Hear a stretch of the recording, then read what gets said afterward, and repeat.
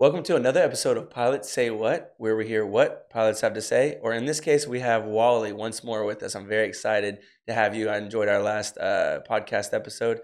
What I'm excited about in this episode is that we'll be able to talk about things like some of the burning questions that derived from the last episode that we've gotten from students or from listeners, and then we'll go a little bit more into some, what I feel like are actionable tips, and kind of hope that people can get some things out of this. Before we go down that rabbit hole, I'll allow you to kind of maybe introduce yourself once more for the people who didn't get to see the last episode. Well, first of all, thanks for having me. It's great to be back, and if we make this a normal thing, that would be okay with me. But my name is Wally Mulhern. I'm a designated pilot examiner here in Houston, Texas. I'm also a 777 captain for United Airlines. Been doing that for about 37 years. I've been a DPE now for a little over 9 years. Done, I don't know, 1,500 check rides, and very active in the general aviation scene here in Houston, and just having a good time. So much so, are you an active person here in Houston that you do host your own podcast, right? I do. I'm a co-host of a podcast called Behind the Prop. So check it out. We've got, I think we are at 408,000 downloads, which It's amazing. yeah. I mean, when we first started doing it, I thought, well, what if nobody listens? Well, we get about 2,000 downloads a week. So That's awesome. people are downloading it, whether they're listening or not, I don't know, but they're downloading it. They are. Well, you've also got quite a bit of ratings. I don't remember the number. I don't know if you're familiar, but we had a couple people at the school say, "Oh, we love Wally," or "We listen to his podcast." So if you haven't heard it yet, I think it's a pretty great listen. Well, occasionally I do go in and I'll just type in Google or something, top general aviation podcast, and we Yeah. usually come in around number 12. It's hard. We haven't seemed to been able to break the top 10, but we're definitely in the top 20. All right, well, I'm gonna start doing the same thing. I need to start catching up to you and googling some of those things to know where we stand and see what you're doing to get up there. That being said, if you guys haven't checked it out yet, Behind the Prop podcast with Wally, that'll be a pretty great place to go check out. That's why I'm excited to have you on here. Last time we talked, we got into a lot of the details of kind of about you and what it looks like to become a DPE and how to interact with the DPE. Any updates? Anything going on with you that you'd like to share? No, nothing. Yeah. Same old stuff. Lots of check rides, lots of 777 flying. Exactly. Yeah, And who did you say you fly with one more time now? I fly for United. United. Okay, Yeah. gotcha. That's exciting because we've had a couple of airline pilots since the last time we talked, and I've been enjoying those conversations a lot. There's always like a lot to learn. Are you commuting? No, Okay. based here in Houston. Right, and that's one thing that people seem to like about Dallas and Houston. They're pretty Yeah. big aviation hubs. Yeah. Well, let's jump straight into some of these things. Okay. We have a few things from the last episode that maybe help prompt some questions, and I kind of want to go through some of those, see how people feel, and see what they can get out of it. Last time you mentioned the importance of preparation and real readiness. Some students may wonder like how to evaluate their own training. Like how do you know where you are in your own training? How do you have a clear self-perception? So I guess the real question is, how do I know if my instructor is truly preparing me for the check ride or just checking boxes? Yeah, that's a great question because when I deal with instructors, I tell them don't prepare people for the check ride, prepare them to go fly their family across the country. Okay, and then the check ride stuff should take care of itself. Sure, we're all going to the week before the check ride. Before any check ride, you're required to have 3 hours of prep for that particular check ride. And we're going to go through and okay, geez, did we cover this maneuver, that maneuver, that maneuver? A CFI will do that. But as a student, as the applicant, it is your check ride, and that's what I tell applicants a lot. They'll come in and maybe we have a paperwork issue. Maybe Hmm. they don't have this particular endorsement, Hmm. and the applicants are really quick to throw instructor under the bus. Well, my instructor didn't do that, Mm, and I will usually say, whose name is on the application? right. Your name is on the application, so you need to own it to the extent that you're able to do that. Now, a private pilot, someone coming in for a private pilot, this is their first time they've done a check ride, is the level of knowing what to expect there. No, they really don't know what to expect. People can tell you he's probably going to ask for this and this and this, Right. but and it's kind of obvious, I when I walk in and the applicant has a lot of their stuff already laid out on the table.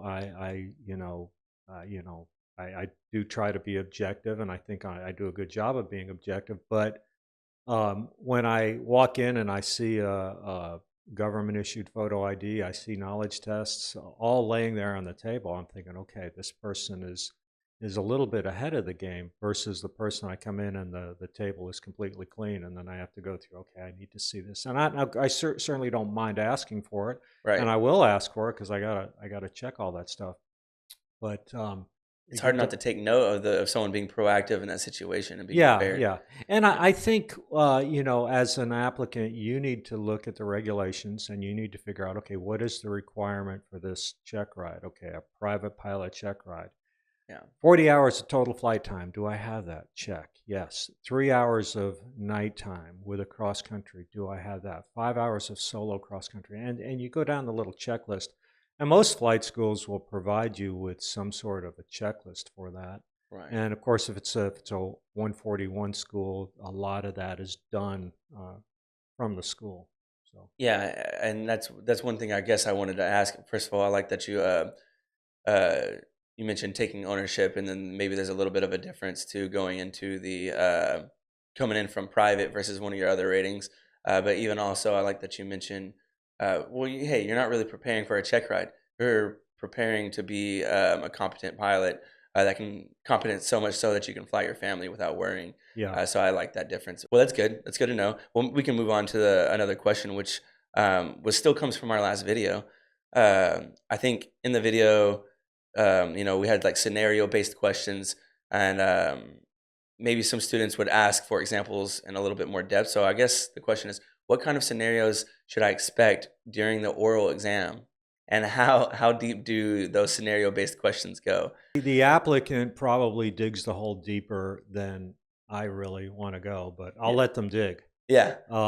Here's an example. Okay, I give them a cross country, Mhm. and the ACS talks about going to the first fuel stop. So I give a long cross country that will, in most cases, require the applicant to pick a fuel stop. And very, I'll just say, well, how's the weather today for our flight from here to there? Could we go? Could we make the flight? Yeah. I'll ask them why they picked the fuel stop. Why'd you pick this airport? And it's not me saying that I don't like the airport that they pick. It's their choice. They can pick any airport they want to. And sometimes I'll get, well, it's it was halfway. It was my grandmother lives 2 miles down the road. I thought we could go have lunch with grandma. Okay, well, that's a great reason. They have cheap fuel. Okay, there's a good reason. Or they have all the services that we might need if we had a little maintenance issue. Mhm. All those come into play, and I will give them. I will say, okay, let's say I'll ask them what our takeoff weight's going to be, and they'll tell me, and I'll ask them what the max is for that airplane, and I'll give them an overweight situation. Mhm. I'll say, okay, let's say um, I show up and I've got more baggage than I said I was going to have, or I come with a friend and the friend weighs 160 pounds. Can we go? And uh, the question I'm asking is a yes or no question. Yeah. Can we go? And of course, they're overweight. Now, their initial reaction is probably no, we can't go. But what I really want them to do is try to figure out a way so that we can go. Mhm. Now, with my commercial applicants, I get a little bit more I'm not going to say upset, but I'm thinking as a commercial pilot, you need to try to figure out ways to make this flight happen. Mm, Now, if we're going to our fuel stop and we're landing with lots of extra fuel, can we take 3 gallons of fuel off and be within the weight and balance limitations? right. And that's what I'm getting at. And Yeah. so then I will go into well, all right. So let's say we put my friend in the back seat and we do our weight and balance, and our CG is at the very aft limit, still within limits, but at the very aft limits. I will ask. I'll say, are there any advantages to an aft CG? And again, the answer is yes or no. Yeah. Um, and of course, I'm gonna ask for them. If they say yes, there are. I'm gonna say, well, what are they? Yeah. But boy, people will go into this doctoral dissertation on the aerodynamics of an FCG, and Yeah. after a couple minutes, I usually say, okay, all right, that's not. I don't even know what you're talking about at this point. Um, so I would say, as a test taking tip, Yeah. just answer the question. Yeah. If the question is uh, a yes or no question, answer it with yes or no. Yeah. And boy, because and I'll say, well, since you brought it up, what's this all about? Hmm. And they end up down a rabbit hole that maybe they really didn't want to go to. Yeah. So I'm wondering if, I guess what I'm taking out of that is maybe you're not always looking for the right and wrong answer, but you're looking for like a behavior or a thought process. thought Uh, process. That's it. That's yeah. it. Totally. And you know, I in my mind, my questions are realistic, and maybe they're not. Maybe somebody says that was the most ridiculous question I've ever heard, but my intent is to ask questions that are real world. They Yes. really are, and a lot of them come from my experiences. Everybody who's ever been in a check ride with me knows at some point we're going to talk about electrical failures. Well, Mm, I've had an electrical failure, total mm. electrical failure, and Those are scary. so it's like, okay, hey, this happened to me. It could happen to you. Mm, And we had a situation down in Pearland, Texas, a couple of months ago where a pilot had an electrical system failure and really kind of panicked and had a midair with another or hit another airplane, I think, on the runway. mm. Luckily, nobody was hurt, but um, it was a head scratcher because they weren't in danger of the airplane falling out of the sky. Yeah, but they So didn't yes. right, And right, to your point, it's about practical knowledge, it's about a practical thinking process, something I wanna say practical, something you can put into practice, literally. I right, think that's the point. And so I guess when you ask some of those questions, although it's yes or no, you just wanna know that someone's thinking about how they can get something done with the plane, right. and not necessarily prove some sort of knowledge that they have, which is a difficult line to kinda, like, find when you're new, but that's what you're looking for to kind of be like it shows a little bit of maturity maybe. Yeah. So And that's where I think sometimes we break down. We don't take a lot of practical knowledge mm, in flying airplanes. If I were to say to somebody that I mean, we're up on the north side of Houston right now, and if I were to say to most Houston people, mm, how long does it take us to drive to Galveston? I think most people would say, oh, a little over an hour. Okay, we got a pretty good idea. Um, but we may do a cross country flight, and we measure out the distance, mhm, and it's 200 miles, and we uh, put things in calculators or ForeFlight or E6Bs or whatever, yeah, and we come up with 47 minutes. yeah, Okay, well, we all know these airplanes do about 100 knots. yeah, It ought to take about 2 hours to go 200 miles. yeah, I know these airplanes burn, somewhere 8 to 10 gallons an hour. So we ought to burn about 20 gallons, 18 gallons, 16 gallons, somewhere right, in that range. Um, but sometimes the numbers I get just don't make any sense, and I 47 minutes to go 200 miles. Do we have a tailwind today? Oh no, we actually have a headwind today. Okay, well then that really. So Yeah.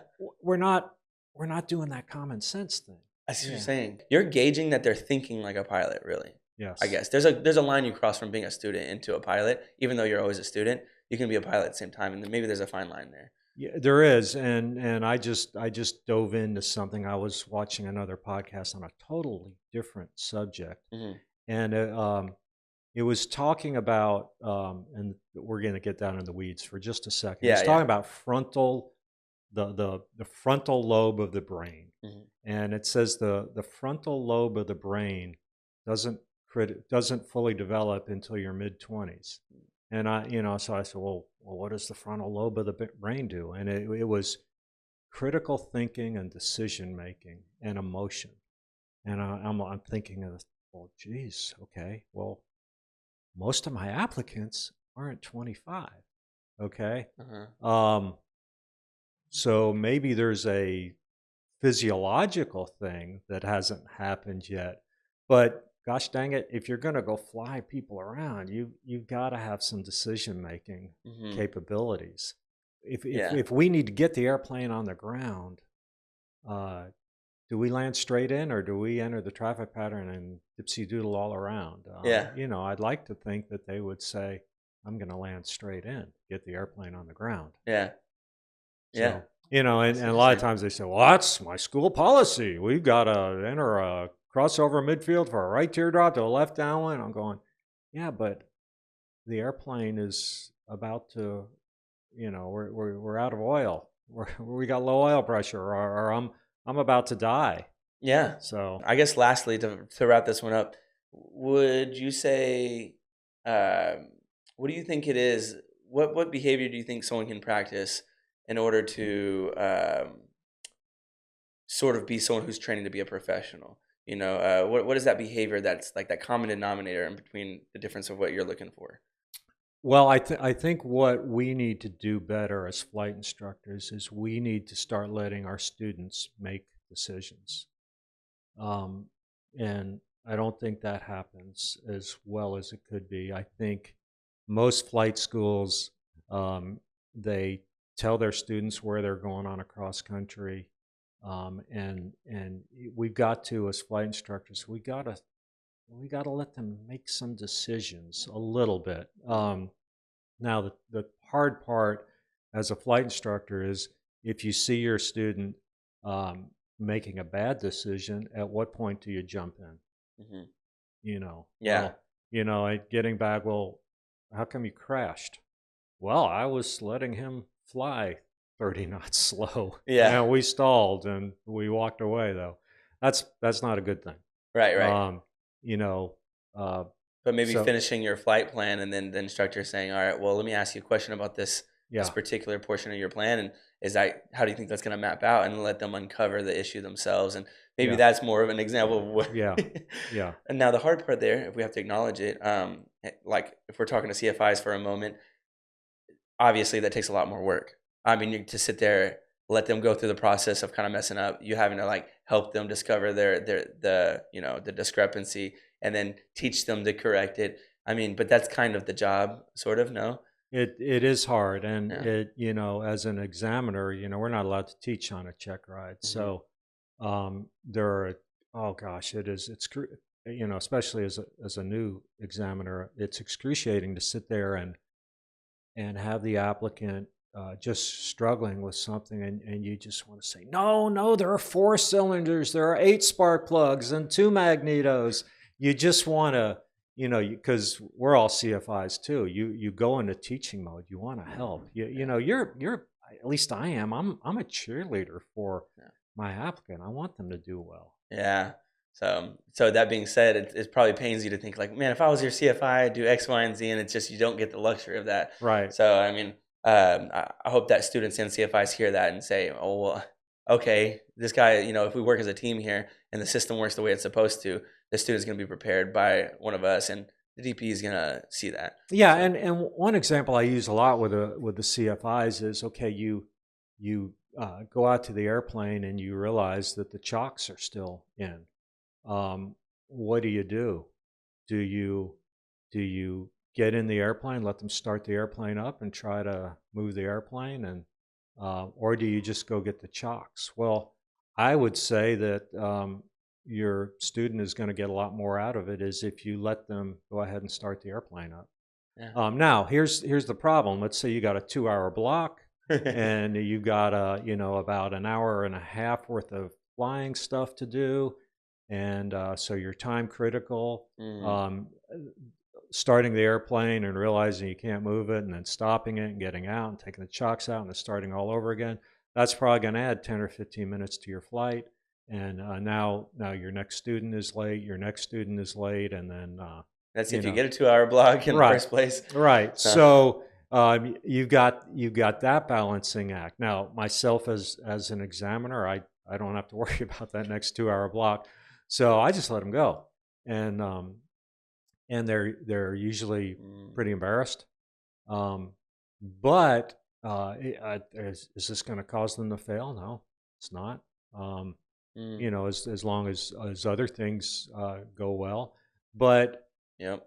is it an impactful learning moment? I think it is to say, oh boy, on my private pilot check ride, I left the chocks in and we started, and then it was so embarrassing. I mean, it's a great Saturday morning coffee discussion when everybody's going around talking about embarrassing things they did. Hmm. Um, yeah, I took as a CFI, I took off one time with a student who was a CFI student. So I was the instructor for this student who was working on a CFI. So Right. he was in the right seat, I'm in the left seat, and we took off in a Cessna 150 with a rudder gust lock installed. And he's climbing out, and he said, "There's something wrong with this airplane." And I just, it's fine, just keep going. Kind of, yeah. And then he said, "No, really, something's wrong." And so I took the controls and I moved the rudder, or I tried to move the rudders, and I turn around and I look behind us, and I said, "Well, there's our problem. There's this big flag flying behind us that says 'Remove before flight.'" And so, man, did I learn something from that? The flight school I was at, we had these rotor gust locks in the airplane. We never used them unless a tornado or a hurricane was moving through. So you just You're caught off guard. you didn't look for them, and boy, that was a learning moment for me. And Yeah. we got it to fall out, and it landed out in the field somewhere, I Yeah. guess.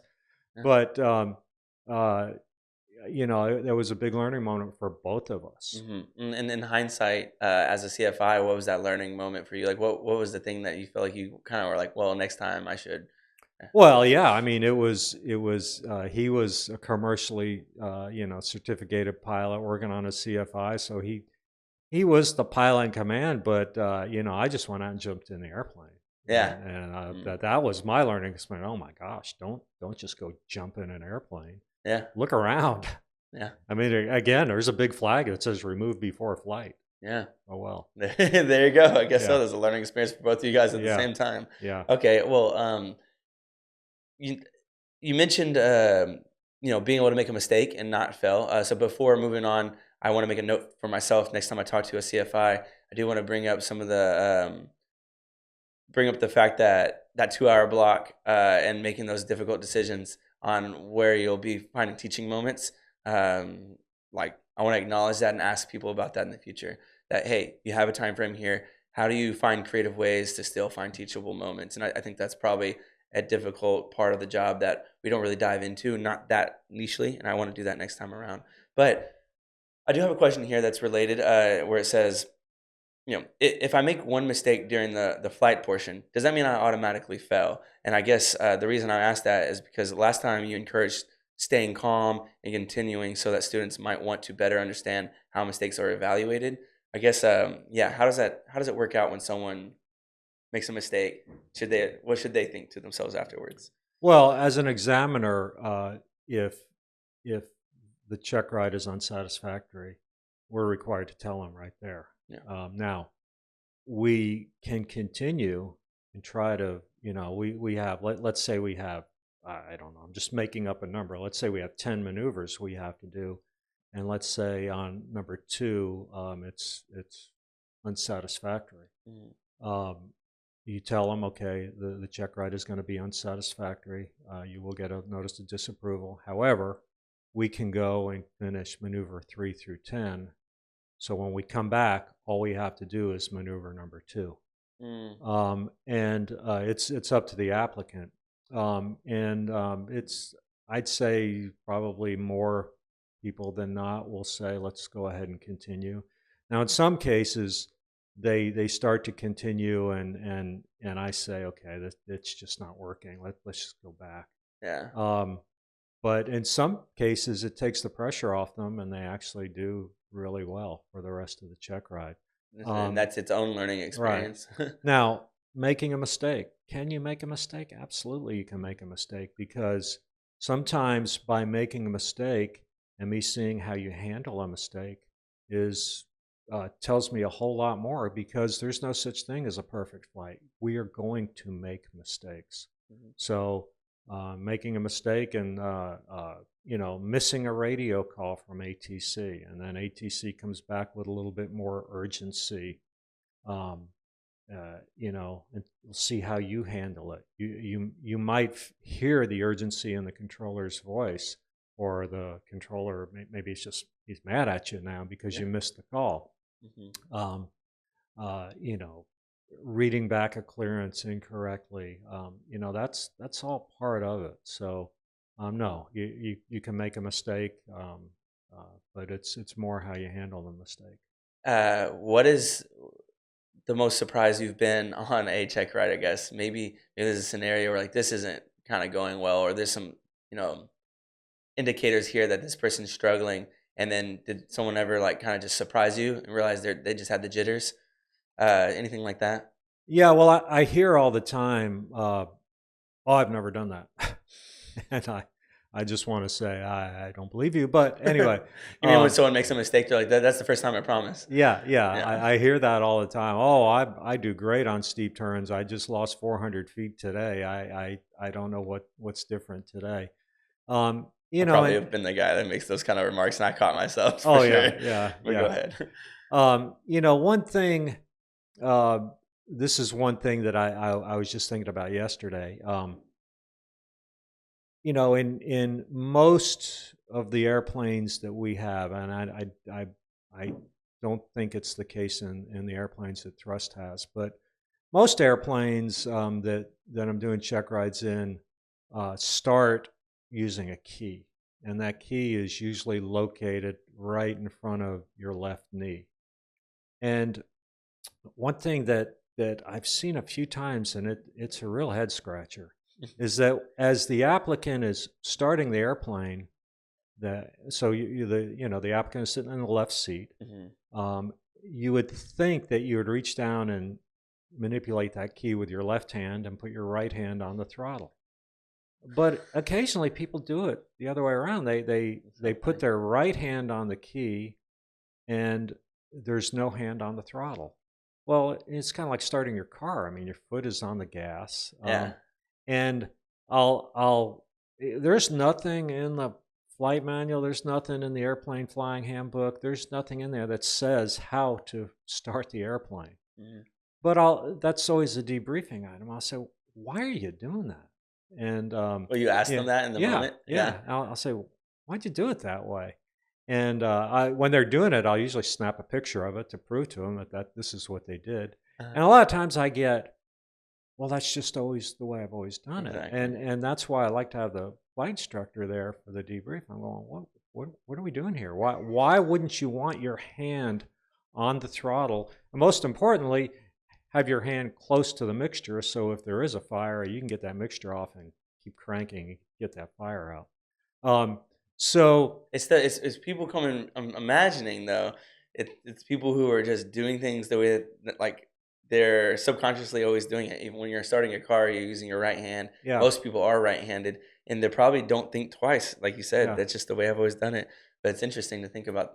yeah. uh And a lot of them will say, "Well, this is the first time I've ever done it that way," and I just want to say, and sometimes I will say, "Well, I don't really believe you," but okay, all right, that's okay. We'll agree to disagree on this one. Do you feel like people think that when those kind of, interactions happen, do you think, people are like, man, this guy's busting my chops. Do you think that? Yeah, I do. Yeah. You know, and sometimes, and with a lot of, especially the career-oriented pilots, Mm-hmm. I'm trying to prepare them for flying that jet. Mm-hmm. 2, 3 years from now.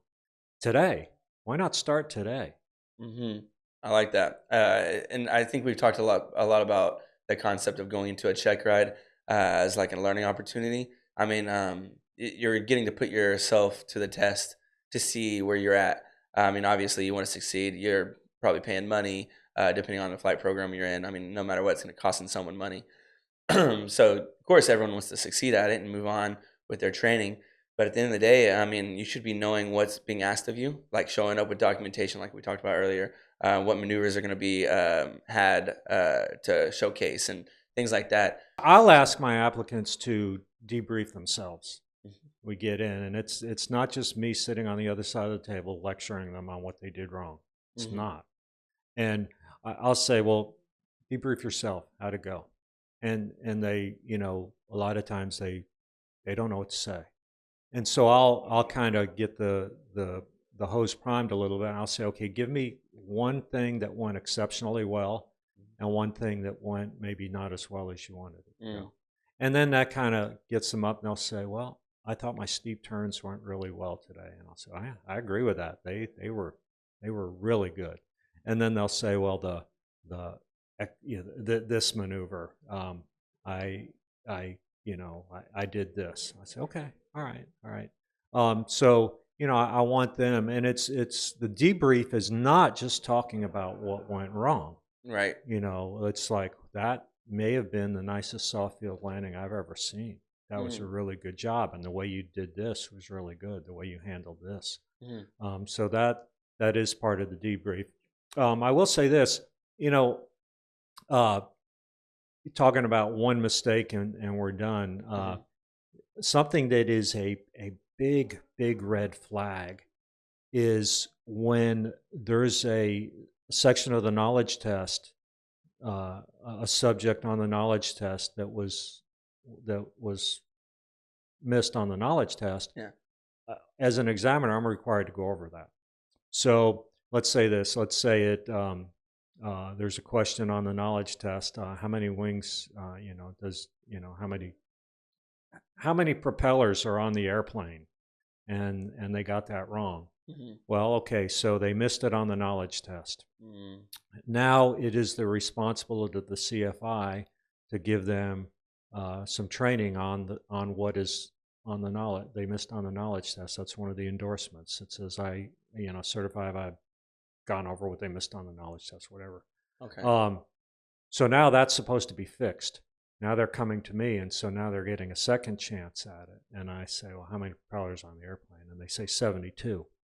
Um, that's a big red flag. And I will say some examiners would say, we're done right now. So Yeah. you really, you've missed it once. You need to fix that and make sure you understand what you missed on the knowledge test. And I see that a lot with, and the problem is the codes that we get with what you miss on the knowledge test are very broad based. It may say uh, uh, power plant with basically engine. Right. So you missed something on the engine. Mhm. Okay, so you may have missed something about fuel, the fuel, I don't know, the fuel air ratio. Right. And so I go in, I got to ask you engine questions. So I'm asking you about spark plugs Right. and fouled spark plugs. So, you know, And yeah, that's where your training tool. Well, there's a few things to highlight there. Number one, the fact that you see that it's a part of the CFI's responsibility. There's an endorsement there around, hey, we went over the things that they missed, and then yet students get to the point where they're meeting with you or any other DPE and are still not sure about the things that they did miss. Goes to show that hey, CFIs, there's an opportunity there. But number two, student, hey, it's your training, like you said at the beginning of this podcast. yeah, Take ownership and make sure that your weak areas. I mean, at the end of the day, you're the one. It's your weak areas. Yeah. You want to work on this, take ownership, Yeah. because you can end up in the place where you're meeting with the DPE who's gonna catch you missing the same thing more than once. Yeah. And I mean, the way you described it, I wouldn't want to be in that situation. Yeah, So I grew up playing baseball, and it never occurred to me if I went up and struck out to blame it on my coach. yeah, It never occurred to me. yeah, Geez, you didn't tell me how to hit that curveball. Well, hey, it was me who swung that bat. yeah. So, So be prepared. Yeah, that yeah, sounds good. That's a good way to prepare. Shepherd Air, Sporties. Look at the categories.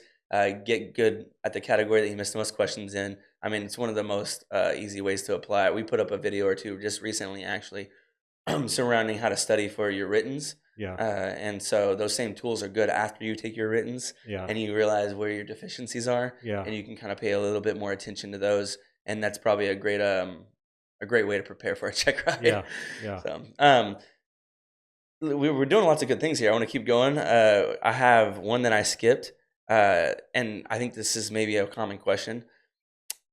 Is it okay to use memory aids or notes during an oral exam, or is that frowned upon for TPEs? I can only speak for me. I'm fine using memory aids as long as you know the information. Now, I will say this. I feel like a lot of CFIs teach the memory aid and then they teach the information. Mm, Case in point, I will ask an instrument student, um, okay, when are we required to file an alternate? And they'll say, oh, that's the 1, 2, 3 rule. And I'll say, okay, what's the 1, 2, 3 rule? And they look at me and they go, um, they don't know it. right. Or I'll say, tell me what our cloud separation requirements in class Charlie airspace is. Oh, that's 3152. Okay. What's 3152? And they struggle with it. So Yeah. if I have the That's opportunity your to talk point. to CFIs, I say, teach the information. Teach the information. As far as the alternate, 1 hour plus or minus, a ceiling below 2,000 or 3 miles visibility, we're required to file an alternate. Right. So teach it that way for weeks. And Mhm. then at the end of that, after you've been talking about it like that for a few weeks, say, by the way, here's a really easy way to remember that, the 1, 2, 3 rule. And you Mhm. see the student go, oh, yeah, okay. But I've learned that a little bit with some of the people I've worked with, and some training opportunities are like, hey, let them try it out, let them struggle a little bit, going back to let them make some decisions around it, and once they identify the issue themselves, like a pain point, give them a solution to the pain point, and that's yeah, the memory aid. It seems yeah, like. yeah. Oh, I remember, do you know what DefPotek is? no, I don't. DefPotek, DEFPOTEK. Okay. It's the 2020 line on an eye test. Oh, Yeah, next time you go to the eye doctor, go look at 2020. It's DefPotek. yeah. And I remember that as a new pilot, the word was out, and it seems like every eye test is DefPotek, DEFPOTEK. Yeah. And not that I would cheat on an eye tester, but Kind of got it everybody down. knew. Yeah. And it was kind of a head scratcher for me. I'm thinking the people who make these eye tests, you think they'd mix it up a little bit, but No. they didn't. Yeah, goes to show that you can pick things up in different ways. So, Yeah, yeah, you got to be a little bit clever there. It yeah, seems like. yeah, Okay, well, that's for people who I've had that question before. Actually, I told people I was like, "Hey, I'm gonna talk to this person about check ride tips," or I've talked to a CFI, and it's the question comes up about memory aids and whether or not it's useful, and it seems like people weren't sure. But like you said, you can speak for yourself. It's not too problematic as long as you can kind of tell the difference between relying on something that's in front of you or actually having a little bit of knowledge around it. yeah. So, And some people get way, I will ask them, with me, I have to, uh, I've my brain is full, and it's probably not a very big brain. So I feel like if I have to memorize something, I've got to dump something. mm, So and some people will come in and they have the number of the FAR memorized. Oh, that's 91, 227. And it's like, oh, okay, all right. And I'm thinking, okay, that's good. I put information into one of three buckets. There's the stuff that you got to know. There's the stuff that's really good to know, and then there's the who cares stuff. Yeah. And sometimes you get people who, man, they know a lot of that who cares stuff, Yeah. but they don't maybe know that you really got to know this stuff. I, I'm certainly not one of the smartest guys ever, but Hmm. I think one ability I had was to, through my whole flying career, is to understand what I needed to know. Hmm. And I could look at something and say, okay, I probably don't need to memorize that, but I need to, okay, I know it's here. If I ever need to come back to it, I can get to it here. If you don't know how you're going to use the knowledge or what it is that you want to say, or if you don't, if you're not aware of like what's going to be asked of you and what the point of what you're doing is, then like there's a few things there. It's all about practicality. It seems like. We're trying to be excellent at this. We are Mhm. trying to be excellent at flying an airplane. And this is something I've just started kind of dabbling in, exploring. It seems to me that people who do an excellent job of flying airplanes, there's something else in their life that they're excellent at. This isn't the first thing that they've really tried, whether it be, I don't know, it may be playing a sport, playing a musical instrument. Mhm. Maybe they're really into astronomy and they're excellent at that. Mhm. But there's some. This is probably not the first thing that they have tried to excel at because we really, and I don't mean that from a competition standpoint, but I mean it from a safety standpoint. Mhm. Who wants to have an average pilot? I think all of us want to have an excellent pilot. Okay, you got two heart doctors. We got to have heart surgery tomorrow. We got the average guy and we got the excellent guy. Which one do you want? Well, Right. let's go with the average one. Yeah. And no, but So there's a behavior. I mean, yeah, there's an underlying behavior that it's not that one person's. I think it comes down. I agree with that. I like that concept a lot because I think about that sort of thing a lot. To where um, it's I'm always thinking about the kind of person who excels in a certain situation, not necessarily that people who excel in situations are just good at that one thing. I see like I see it that way. I compare myself to people I watch on podcasts or an artist I like or something, and I think, what is it that's making them so exceptional?